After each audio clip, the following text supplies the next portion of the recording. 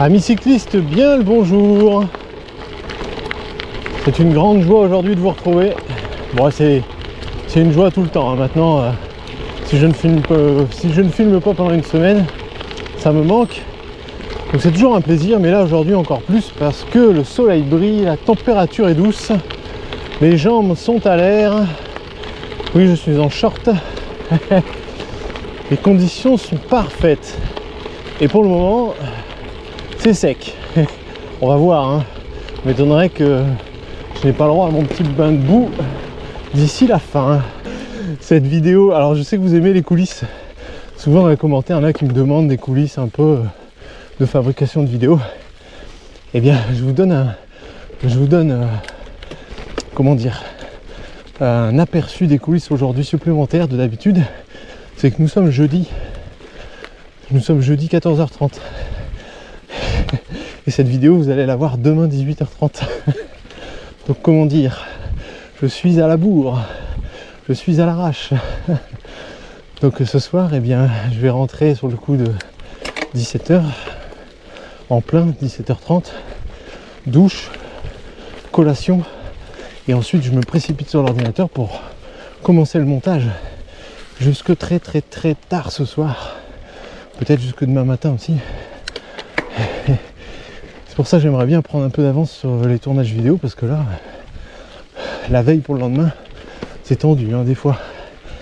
Et ça explique aussi, j'en profite pour donner également la raison, ça explique pourquoi dans certaines vidéos vous n'avez pas de musique à la fin, parce que ça me demande énormément de temps de chercher sur le catalogue et de faire un générique de fin, et donc il y a probablement des risques que vous n'ayez pas de musique non plus aujourd'hui, parce que là, comme je suis à la bourre, j'ai pas 2 heures à consacrer à la recherche d'une musique ce soir, donc je pense que je vais monter sans musique.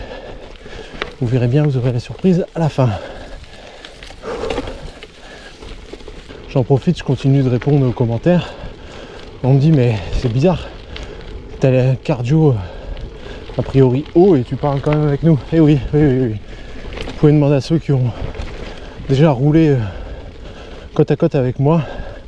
À 185 pulses, je discute encore. Alors, je discute est un grand mot. À 170, je discute, hein. Comme là, dans la bosse, nous étions à 165 passés. Je discutais avec vous. À 170, ça passe. À 185, je fais des courtes phrases ou des groupes de mots, hein. Je ne sors pas une longue tirade. Et comment je fais? Ben, ça, c'est l'habitude, hein, tout simplement. Tout simplement, parce que si vous voulez faire des vidéos en vélo, mais que vous n'êtes pas capable de parler et souffler, bah c'est cuit, vous allez jamais parler en fait. Parce que le vélo, forcément, ça essouffle, hein. Enfin, en tout cas, moi, si vous êtes fort, peut-être que vous n'êtes pas essoufflé. Moi, je ne suis pas très fort, donc du coup, je suis constamment essoufflé. Et je suis constamment dans des pulsations très hautes. Là, vous voyez, on est sur le plat. Bon, c'est sûr que j'avance, hein. Je suis pas à me traîner. Et on est à 140 là. Oh, ça va, c'est bas. 140, c'est bas pour moi. Donc ouais, l'habitude. Faut se forcer à parler. Même quand vous êtes avec le goût de sang dans la bouche, que vous sentez près de l'évanouissement, vous êtes sur un effort max, ben vous parlez. Forcez-vous à parler. Et à force, ça viendra. Et là, c'est le labour complet là. Les chevaux sont passés parce que je sais, il y a une écurie là, pas loin là, tout droit. À en croire vos commentaires, vous avez beaucoup aimé la vidéo de la semaine dernière. C'est cool. Même celle d'il y a 2 semaines d'ailleurs, les 2 dernières vidéos vous ont particulièrement plu. Bonjour. Pas grave. Bonjour. Je vous avais dit qu'il y avait une écurie là-bas plus loin. Bonjour. Bonjour. J'ai pas choisi le meilleur moment. Beaucoup de monde, beaucoup d'enfants sur des poneys. C'est les vacances, hein, c'est pour ça. Ça va, on s'en sort. Le chemin se partage. Et la semaine dernière, c'était la vidéo où je vous racontais mes déboires en tant qu'apprenti influenceur. Apprenti oui et non, parce que je vous ai dit, ceux qui n'ont pas bien compris, je vais repréciser quelque chose. J'ai été influenceur pendant 10 ans dans le monde de la musculation, et pas n'importe quel influenceur. J'avais, je vais vous rappeler un petit peu quelques métriques. Tout ça c'est loin, hein. Moi maintenant les chiffres je m'en fous mais complet. Mais pour vous situer, on était sur une chaîne de YouTube qui existe encore, hein, à plus de 100 000 abonnés. Donc vous voyez, 100 000 abonnés ça pèse, hein. Sur Instagram j'ai eu jusqu'à 18 000 abonnés, 17 000 abonnés. Et j'avais une page Facebook à plus de 20 000 abonnés. La page Facebook je l'ai coupée complètement, je l'ai supprimée. Du jour au lendemain j'ai appuyé sur Delete. Donc terminé. Attention. Attention. Ouais, ouais. Super, c'est moi qui me fais engueuler. N'importe quoi ici. Eux qui prennent tout le chemin et qui sont pas en pleine conscience de leur environnement. Et ce serait moi le fautif. Alors que vous voyez, j'arrive très doucement et à chaque fois je parle haut et fort pour dire aux gens faites attention s'il vous plaît. Bref, pas grave. Je disais ouais, donc Facebook je l'ai supprimé. Instagram je l'ai abandonné, j'ai laissé ouvert mais je l'ai abandonné. Donc au final j'ai perdu près de 10 000 abonnés en 4 ou 5 ans. Ouais, ça, quand vous vous en occupez pas d'un compte, il tombe à l'abandon forcément. Parce que c'est du boulot, hein, on se rend pas compte mais c'est du boulot. Et donc je l'ai pas fait progresser et je l'ai pas maintenu à flot non plus. Il a complètement perdu 10 000 abonnés. Donc je m'en cogne, hein, c'est pareil, je m'en fous. On va aller par là. Puis la chaîne YouTube existe toujours, c'est notre outil de travail avec mon associé. Donc ça, il n'y a pas de problème. Mais donc voilà, la conclusion c'est que je sais de quoi je parle. J'étais influenceur, je sais ce que c'est. Et j'ai pas envie du coup de connaître ça à nouveau dans le milieu du vélo. Donc je précise également que de fait, je ne cherche pas la popularité, au contraire, je fuis la popularité. J'ai connu une époque avec la musculation pour vous rendre compte que j'allais dans les salons du fitness à Paris notamment. Je suis allé en Suisse également aussi. Et avec mon associé, nous étions reconnus. Attendez, il y a une route là. Freinage d'urgence, ouais, il y a un chemin là où nous étions reconnus, nous signions des autographes, nous passions nos journées à faire des photos avec les gens.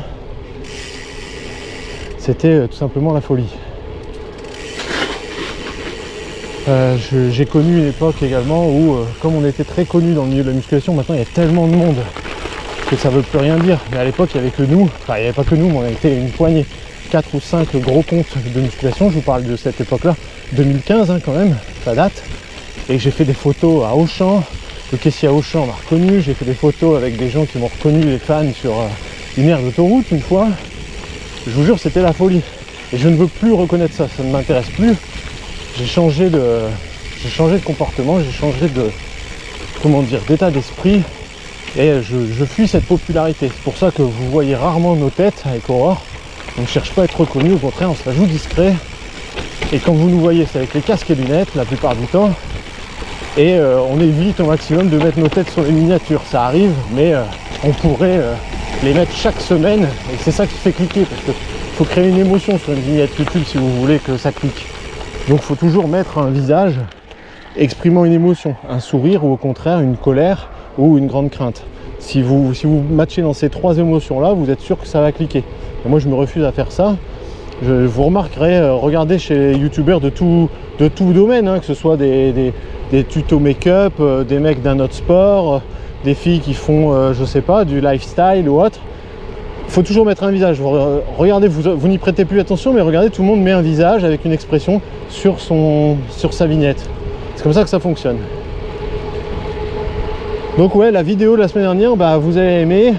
Et je tiens à préciser aussi une chose, tant que j'y suis, c'est que c'est bien, vous me félicitez et tout, c'est cool. Mais je veux distinguer deux choses. Ceux qui disent félicitations pour ton honnêteté, c'est bien. Bon bah ok, pas de problème. Et ceux qui disent félicitations pour ton honnêteté, comparé à d'autres, parce que dans le milieu ça manque, etc. Et là j'attire votre attention, c'est que moi je me compare à personne en fait. Et ça me gêne que vous disiez ça, parce que vous faites de moi un chevalier blanc qui part à la conquête, qui part combattre un système, alors que moi je me revendique pas du tout comme ça.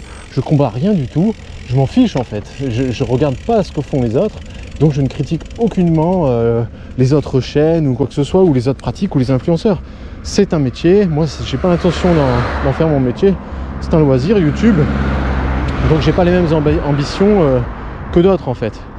Donc ne me comparez pas et ne faites pas de moi quelqu'un qui veut défendre une cause. Pas du tout. Je vais vous décevoir, mais moi je veux pas défendre quoi que ce soit. Je dis juste mon ressenti personnel et ma situation personnelle, c'est tout. Bon, désolé, hein, le blabla dans les embouteillages, c'était pas prévu. Alors le sujet du jour, il serait bien temps de l'entamer. Force de parler. L'un d'entre vous m'a demandé comment j'organisais un petit peu mes outils, ce que j'ai emporté dans la boîte sous mon cadre. Vous aurez remarqué que j'ai un bidon porte-outils, ou même dans mes sacoches. Et c'est vrai que je n'ai pas souvenir en avoir fait une vidéo détaillée. Donc si on trouve une table de pique-nique tout à l'heure sur le chemin, je m'arrête et je déballe tout ça pour vous montrer. Sinon, ben, c'est pas grave, on fera ça par terre dans un champ. Improbable, il suffisait que j'en parle et bim, une table 3 mètres, allez, j'exagère, 30 mètres après que j'ai évoqué le sujet avec vous. Donc ben, j'en profite tout de suite parce que l'occasion ne se représentera peut-être pas d'ici la fin de sortie. Donc on va faire ça dès maintenant. Alors la personne qui a commenté parlait d'une Zefal Box. Alors je vois à peu près de quoi il parle, mais c'est pas ça.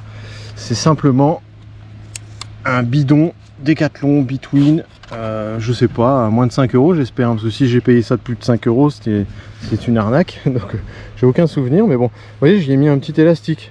Parce que bon, j'ai toujours peur de la perdre, vu les caillasses, les trucs engagés que je fais. Donc comme il y a un crochet là, sur le rebord du porte-bidon, j'ai mis un élastique, on sait jamais. Donc ça, et puis la deuxième chose que j'ai, c'est ça.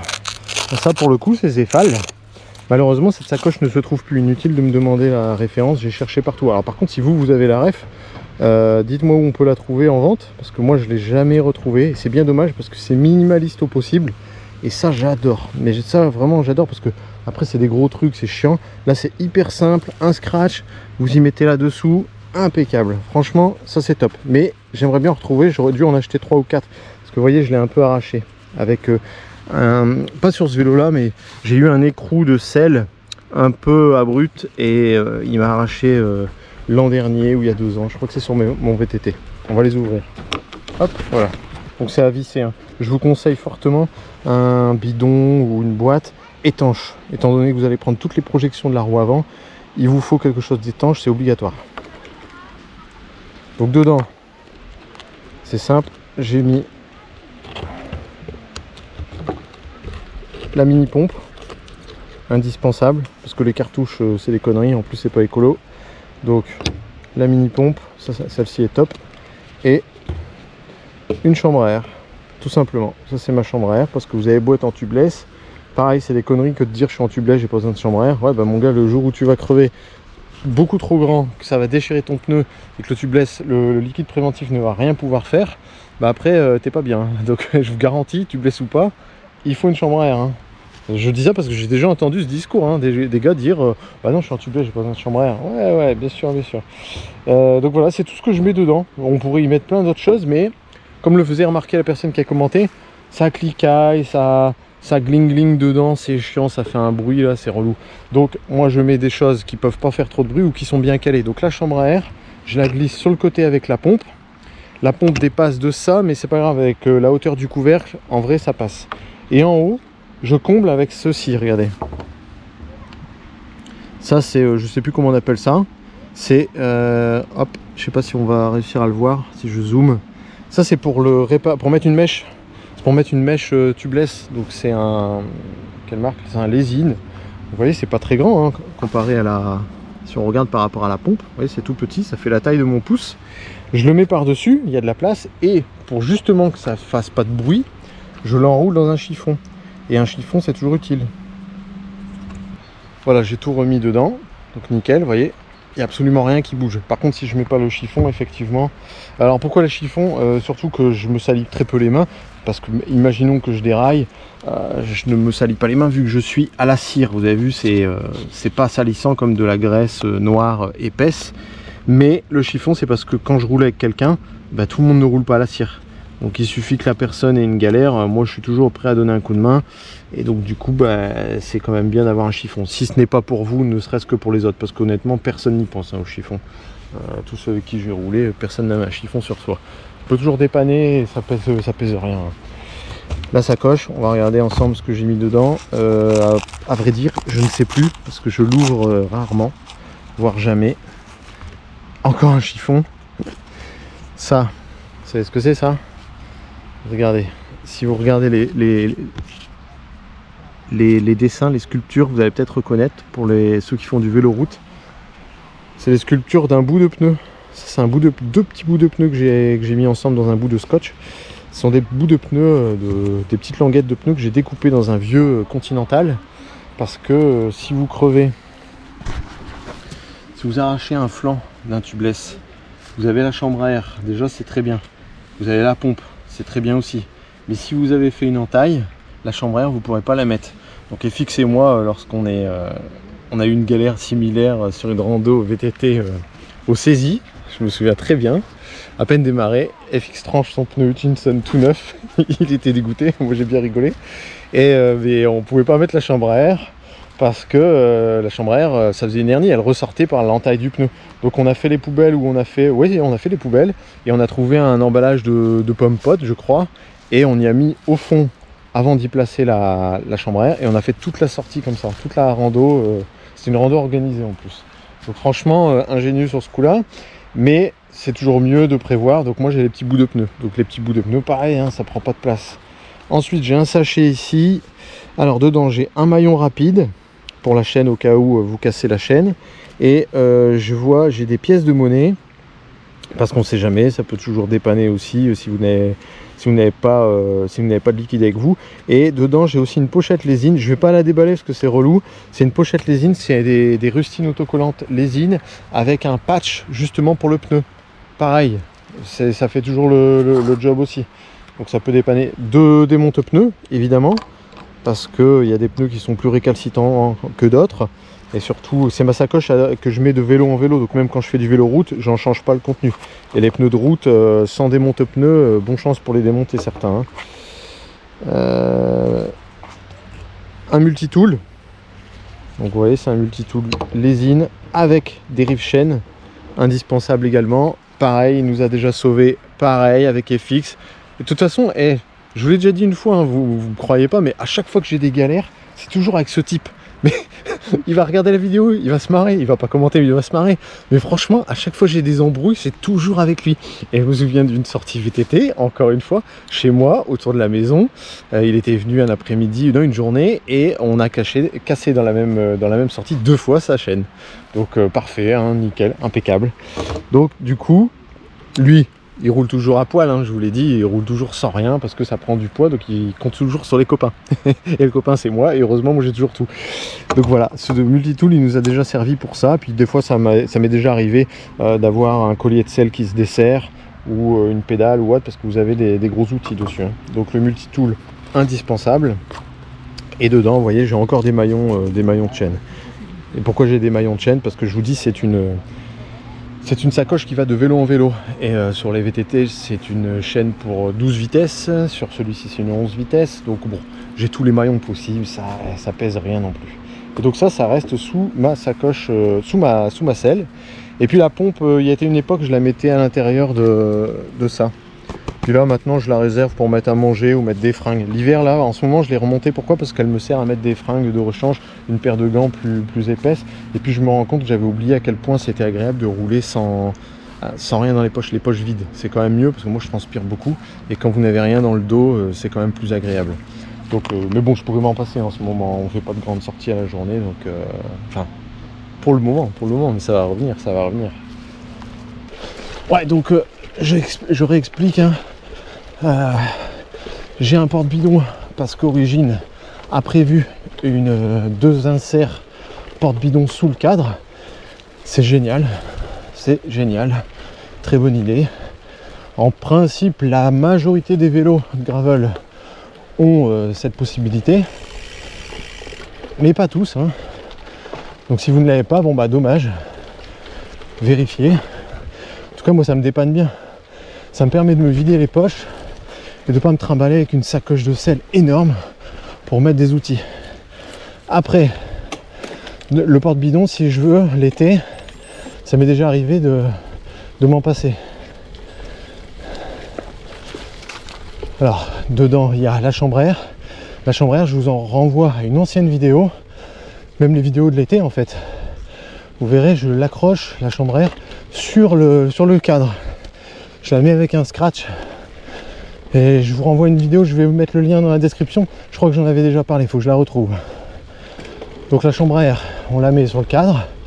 On l'accroche souvent, moi je l'accroche devant la selle sur le tube horizontal. Dedans j'ai également dans le porte-bidon la mini pompe. La mini pompe, elle passe ou dans une poche de jersey, dans une poche de maillot, elle est pas très longue, donc ça passe. Vous pouvez la mettre, ou ça peut, et elle passe également dans une sacoche, dans ma petite sacoche de cintre.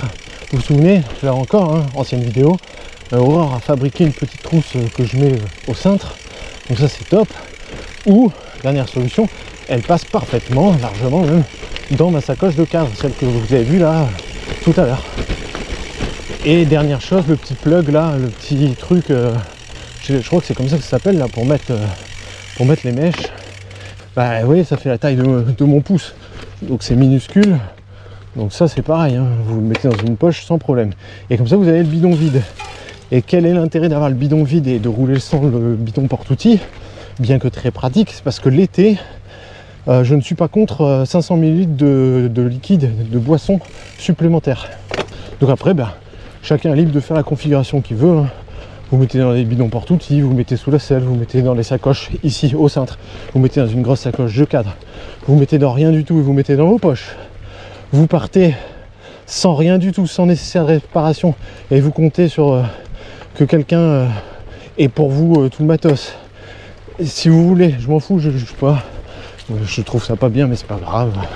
On peut vous engueuler, hein. Vous faites comme vous voulez, vous êtes grand. Hein. Moi j'ai l'habitude de tout prendre pour tout le monde, c'est pas gênant.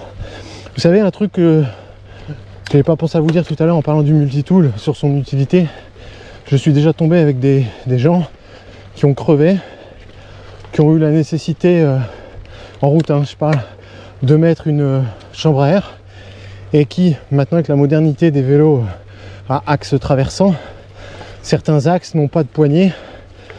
Je suis sûr que vous voyez de quoi je parle, et nécessitent une clé BTR, une clé Allen, une clé 6 pans, c'est pareil, pour dévisser l'axe. Et ces gens étaient bien contents que le peloton ait un multitool, parce que eux étaient sans multitool et donc ne pouvaient pas démonter leur roue, et donc ne pouvaient pas mettre la chambre à air, et donc ne pouvaient pas rentrer chez eux. Donc là ça me fait bien sourire. Sur le coup je me dis bravo, t'es un boulet, parce que franchement si vous êtes tout seul, tant pis pour vous, hein. Tant pis pour vous. Donc c'est bien beau de faire toujours la course au poids pour gagner 100 grammes par-ci, 100 grammes par-là. Mais à un moment, bon, faut pas toujours trop compter, quoi. Enfin, allez, je retire ce que j'ai dit. Je suis pas là pour juger. Faites comme vous le sentez. Je préviens juste. Et donc voilà, donc moi de tout temps, j'ai toujours roulé avec tout ça. Hein. J'en prends même des fois trop. Qu'est-ce qu'on rajoute si on part à la journée avec Aurore faire des grandes expéditions de 150 bornes de gravel? J'ajoute parfois un couteau suisse tout simplement, un couteau multifonction, peut toujours être utile, un truc qui s'est enroulé dans votre roue, une ficelle, ça peut arriver, on peut avoir besoin d'un couteau, ou retailler le bout de pneu si vous avez crevé, bref. Puis pareil, ça prend pas de place. Hein. Et on ajoute parfois, quand on va vraiment faire les sauvages en pleine montagne, ça m'est déjà arrivé d'ajouter, je prends un sifflet avec moi. Je prends toujours un sifflet quand on part vraiment très très loin ou très haut. Et si on a un camelback, ça nous est déjà arrivé aussi. Vous l'avez pas vu cette année dans les vidéos, parce que le camelback c'est des bretelles, donc le camelback plus le harnais de GoPro, ça commence à faire beaucoup de bretelles, mais ça nous arrive de rouler avec le petit camelback, pas un sac à dos, hein, attention, hein, juste le camelback pour la poche à eau. Et dans ce cas là je mets le sifflet ici sur mon épaule, comme ça avec un élastique Comme ça il est à la portée de bouche, hop, si j'ai besoin je siffle direct comme ça. Et on en a chacun un, au cas où on se perdrait, Aurore et moi, on sait jamais, on sait jamais. Donc on rajoute que ça, puis après bah évidemment, on rajoute de quoi passer la journée au niveau ravito, hein. Ça c'est selon la sortie, hein, la bouffe. Et c'est selon la place qui reste. Souvent, toute la place qui reste, on dit allez on prend le max de bouffe. On reviendra avec, c'est pas grave. C'est pas grave. Donc voilà, ça se résume à ça pour le nécessaire de réparation. Et le secret, ben, c'est de prendre de multiples petits morceaux de chiffon. Même si vous n'avez pas besoin de tout ça, ça sert à ça. Ça ou des mouchoirs en papier. Souvent je cale les affaires avec un mouchoir en papier. J'ai encore en plus de vous à penser au matos GoPro, des batteries supplémentaires essentiellement. Et comme aujourd'hui, comme j'ai fait le zèle, j'ai pris la sacoche de cadre qui est vide d'ailleurs. Et bien ça me permet, dès qu'on va se dire au revoir, d'enlever ce harnais de GoPro qui m'étouffe, que je supporte de moins en moins les années passant, et le ranger la GoPro et finir ma sortie tranquillement sans être harnaché avec tout ça. Voilà à quoi va me servir la sacoche aujourd'hui.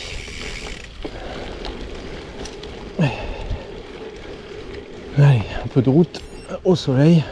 J'ai l'impression qu'il fait de plus en plus chaud. Attends, on va regarder. Bah ouais, j'étais pas fou. 17 degrés le compteur. 17 degrés. Je crois que je vais enlever les gants et les mettre dans la sacoche également. Oh purée. Là ça fait pas rigoler là. Oh là là. Ah, il me restait une vitesse, cool. Oh.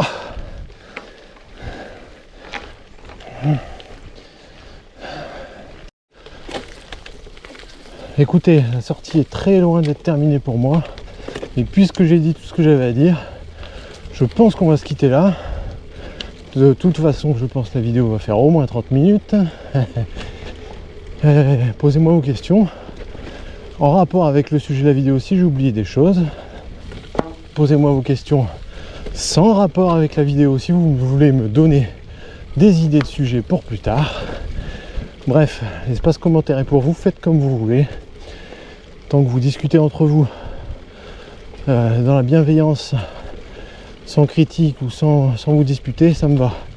Il y a 2 semaines, j'ai dû bannir un utilisateur qui commençait à venir chercher des embrouilles et raconter n'importe quoi, un VTTiste, mais qui ne supportait pas le gravel.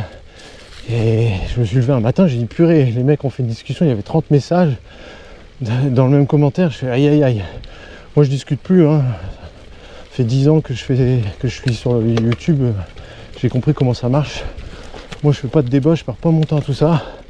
Hop, je supprime, terminé, je bannis le mec, fini, on n'en parle plus. Donc soyez sympa entre vous, et pas le lieu de s'énerver. Et si vous n'aimez pas le gravel, eh ben, ne venez pas regarder les vidéos, voyons. Moi, j'aime tout. Je ne critique pas le VTT, j'aime bien le VTT, j'aime bien le route, j'aime bien tout. Ça ne me viendrait pas à l'idée, même si quelque chose me révulsait, d'aller le dire en fait. Je le garde pour moi, puis c'est tout. Mais bon, il y a peu de choses que je déteste, hein, j'aime bien tout. Et je suis très tolérant vis-à-vis de toutes les pratiques. Donc soyez cool, et puis discutez de ce que vous voulez. Et puis en général, 90% du temps, je réponds en commentaire, donc allez-y.